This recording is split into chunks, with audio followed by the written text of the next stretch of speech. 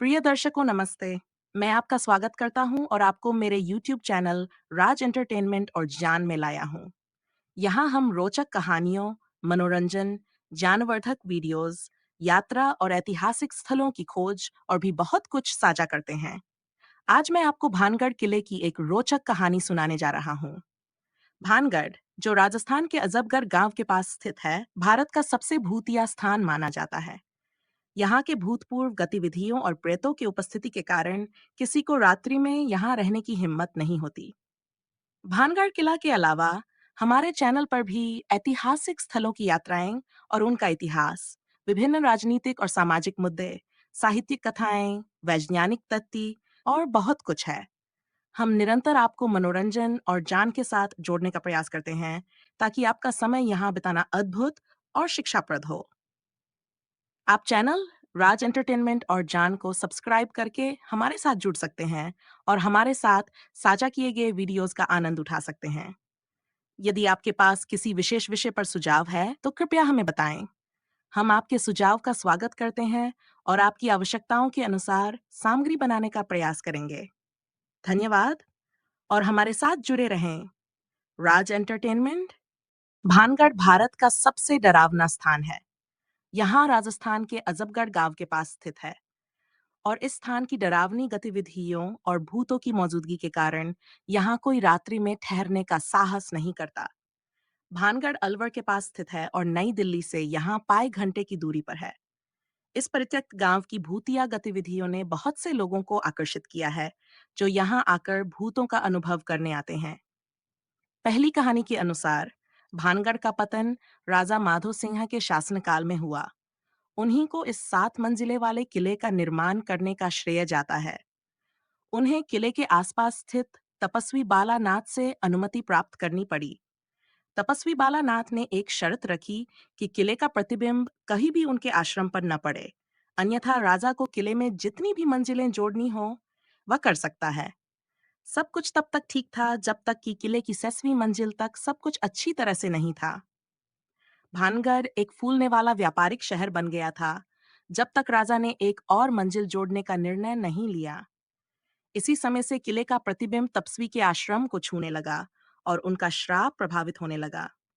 जल्द ही भानगढ़ नष्ट हो गया, राजवंश लुप्त हो गया और निवासियों ने शहर छोड़ दिया, जिसे आज तक परित्यक्त रखा गया है।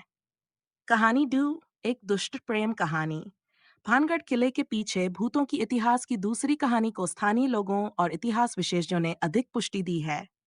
इस कहानी के अनुसार भानगढ़ की राजकुमारी रत्नावती अत्यंत सुंदर थीं और उनके रंग और रूप की कहानियां राजस्थान के आसपास सभी जगहों में मशहूर थीं। स्थानीय काला जादूगर उन्हें पहली बार देखकर ही प्यार में गिर गए।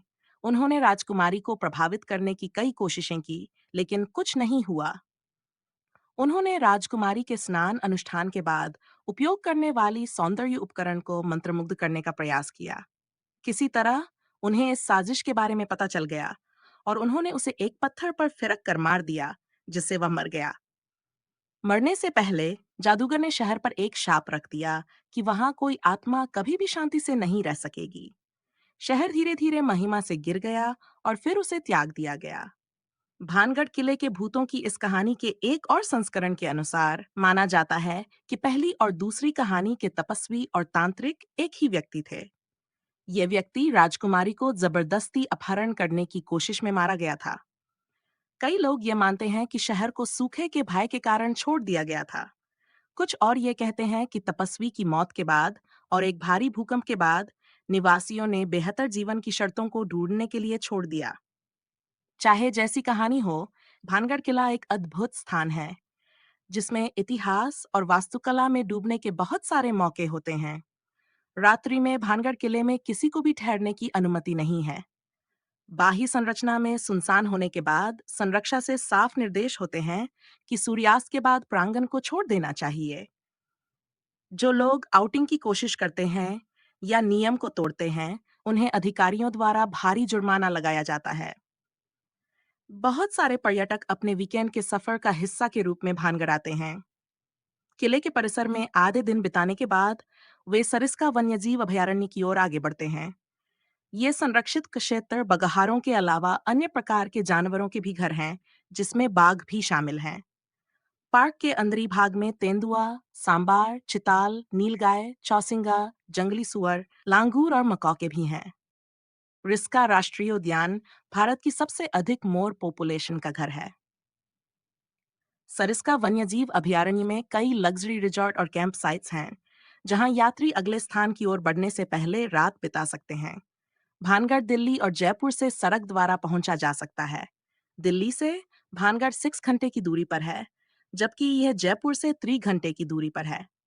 दिल्ली से व्यक्ति को अलवर की ओर सड़क या रेल मार्ग से जाना होगा और फिर आजबगढ़ गांव की ओर आगे बढ़ना होगा।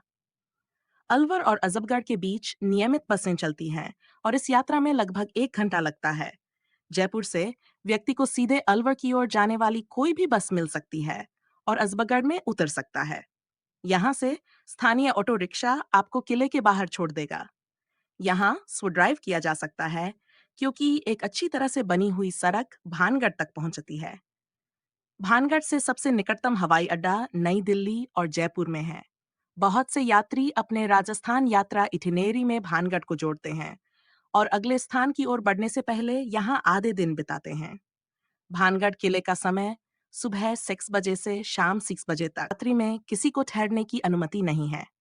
भानगढ़ का सर्वोत्तम समय भानगढ़ का सर्वोत्तम समय सितंबर से मार्च के शुरू के दौरान होता है, जब मौसम अच्छा होता है और लंबी दूरी तक चलने की अनुमति होती है।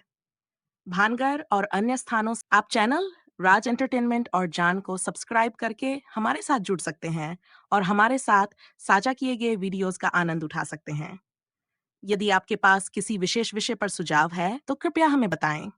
हम आपके सुझाव का स्वागत करते हैं और आपकी आवश्यकताओं के अनुसार सामग्री बनाने का प्रयास करेंगे। धन्यवाद और हमारे साथ जुड़े रहें। राज एंटरटेनमेंट